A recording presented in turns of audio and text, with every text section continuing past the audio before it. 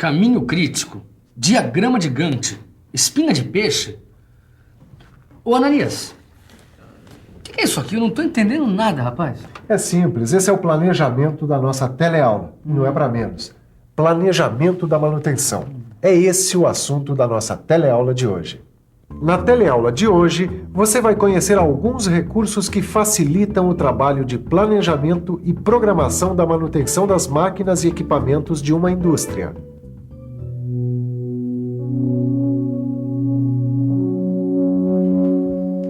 Nas últimas teleaulas, você viu os vários tipos de manutenção de uma indústria. Mas será que você parou para pensar nos riscos que podem acontecer na hora H? Naquela hora em que não tem mais jeito e em que as máquinas e os equipamentos precisam parar para manutenção? A resposta aparentemente é simples: perda de tempo e dinheiro. Justamente para que isso não ocorra, o planejamento procura equacionar o problema de modo que a parada de produção represente o menor prejuízo possível. Bom, pelo que eu entendi do seu planejamento para a nossa teleaula de hoje, o primeiro assunto que a gente vai ver é a rotina, é isso? É isso aí. A gente vai conhecer o planejamento da manutenção desde o seu início. Com certeza, tudo começa pela chegada das requisições de serviços para a manutenção. Chegando uma requisição de serviço, a equipe começa a trabalhar. O primeiro passo é definir qual é o serviço e como ele vai ser executado. De posse dessas informações, os técnicos podem definir que grupos vão participar do serviço e que ferramentas ou materiais vão ser utilizados. Enfim, tudo o que será necessário para a realização do serviço de manutenção. O resultado prático dessas decisões é registrado em documentos. Um plano de operações. Uma lista de materiais que será enviada para o estoque ou, se for o caso, para o setor de compras. Várias relações e ordens de serviço. Mas se para executar o trabalho são necessários estudos especiais, será que existem outros procedimentos que precisam ser seguidos? Bom, quando há necessidade de execuções de projetos ou quando o orçamento é maior do que o esperado, o setor de planejamento requisita os serviços da engenharia de manutenção. Essa providencia os estudos necessários e verifica a viabilidade econômica. De posse de todas as informações necessárias, o planejamento envia o plano de operações para o setor de programação. Lá é feito um cronograma e os programas de trabalho. E a manutenção finalmente é realizada. Pois é, um bom planejamento de manutenção começa com um bem elaborado plano de operações. O plano de operações nada mais é do que um registro do planejamento de todas as operações que vão ser realizadas na manutenção ou no conserto de uma máquina ou equipamento, tendo sempre como meta, é claro, um mínimo de perda de tempo e de dinheiro.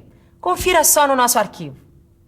Um plano de operações deixa claro o planejamento realizado e é importante incluir a lista dos serviços que vão ser executados, a previsão do tempo que vai ser gasto, as especialidades e o número de profissionais que vão executar o serviço, a sequência das operações de trabalho, a emissão de ordens de serviço, de listas de materiais, da relação por grupo e ainda outros documentos que variam conforme a empresa.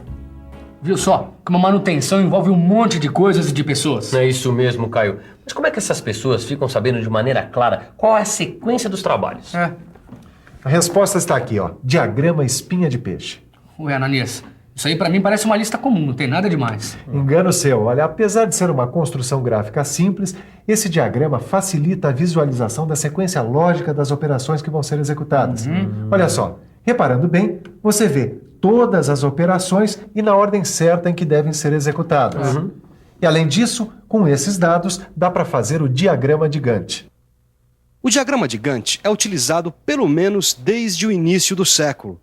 Observando as barras desse diagrama, fica fácil perceber a dependência entre as tarefas que vão ser executadas, ou seja, qual atividade tem que ser realizada antes, qual atividade que tem que ser realizada depois. Não deu para entender? Calma que você já vai ficar por dentro.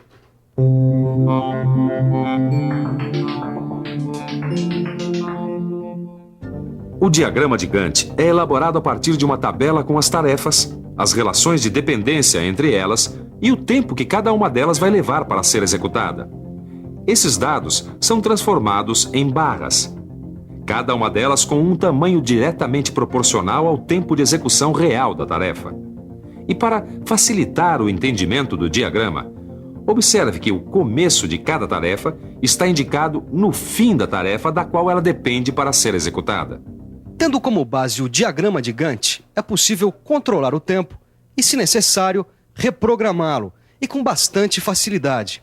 Agora, mesmo com tantas utilidades, existem certas questões que esse diagrama não é capaz de resolver. Dá só uma conferida. Observando o diagrama, fica difícil saber, por exemplo, quais tarefas ficariam prejudicadas se a terceira tarefa atrasasse um dia, ou ainda, quais tarefas seriam críticas para a realização do trabalho. Foi justamente para solucionar as questões que o diagrama Gantt não é capaz de resolver que foram criados dois métodos em 1958, o PERT e o CPM. O PERT, Program Evolution and Review Technique, quer dizer Programa de Avaliação e Técnica de Revisão. Esse programa foi desenvolvido pela NASA com o objetivo de controlar o tempo e a execução de tarefas que seriam realizadas pela primeira vez. E o CPM, Critical Path Method, ou melhor, Método do Caminho Crítico, foi criado na empresa norte-americana DuPont, com o objetivo de realizar as paradas de manutenção no menor prazo possível e com um nível constante de utilização dos recursos.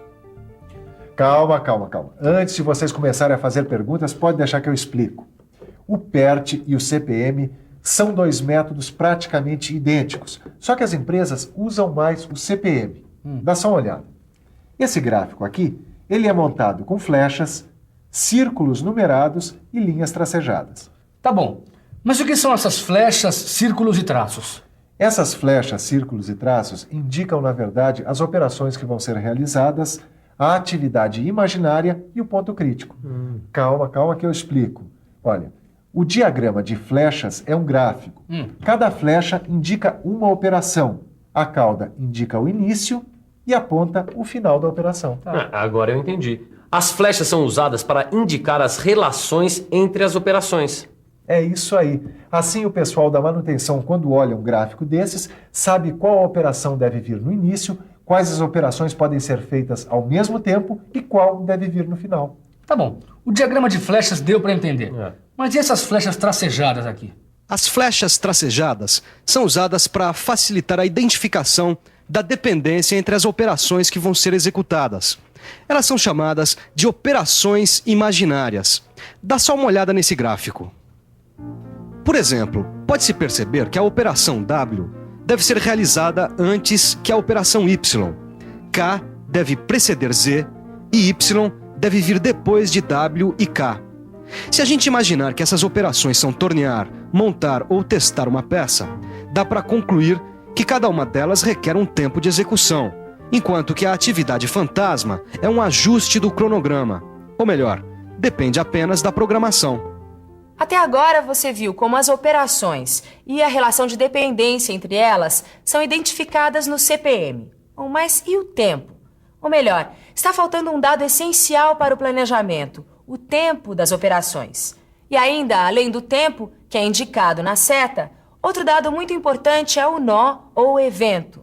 O nó é apresentado com uma numeração aleatória em círculos desenhados no início e no final de cada operação. A grande diferença entre o tempo e o nó é que o nó é um instante, ou melhor, é um limite entre o início de uma atividade e o final de outra. Tá tudo bem, Ananias, mas e daí?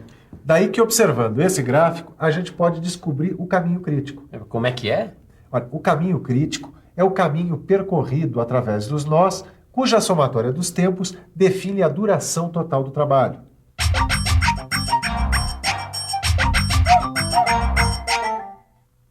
Através do caminho crítico, é possível saber a duração total do trabalho e ainda a folga das tarefas que não afetam o término do trabalho. No caso desse CPM, por exemplo, existem 3 caminhos de atividades levando o trabalho do evento 0 ao evento 5. A, B, D, F, com duração de 11 horas. A, C, E, F, com duração de 9 horas.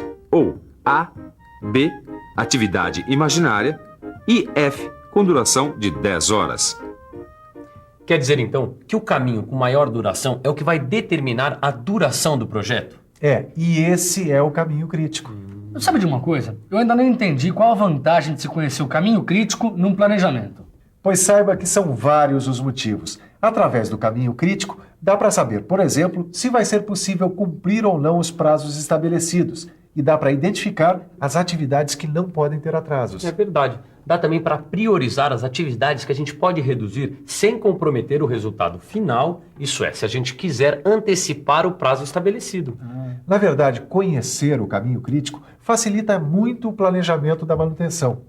No seu livro de estudos, você vai conhecer todas as vantagens de se fazer o CPM.